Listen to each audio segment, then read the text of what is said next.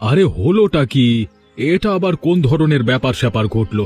আরে আমাদের গ্রামে 2 দিন ধরে দেখছি সূর্য ডুবছে না, অন্যদিকে তোমাদের গ্রামে 2 দিন ধরে সূর্য উঠছে না।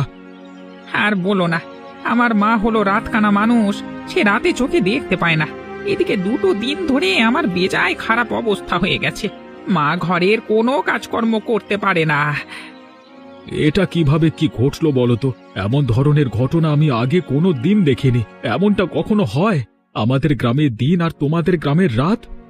দেখি তোমাদের গ্রামে একটু যাব, 2 দিন ধরে সূর্যের মুখ দেখতে পাই না। আরে আরে আরে হলোটা কি? তুই আবার দিনে দুপুরে এভাবে আচার খাচ্ছিস কেন? কি হয়েছে? কি হয়েছে সেটাই তো বুঝতে পারছি না। আমি তোমাদের গ্রামে প্রবেশ করতে পারছি না তো, কেমন যেন এই মাঝখানে একটা বাধার মতো মনে হলো। এটা আবার কেমন কথা? তাহলে কি আমরা এক গ্রামের মানুষ অন্য গ্রামে প্রবেশ করতে পারবো না? মনে তো হয় না, মনে হচ্ছে 2 গ্রামের মাঝে অদৃশ্য একটা কাঁচের দেওয়াল তৈরি করে দেওয়া হয়েছে।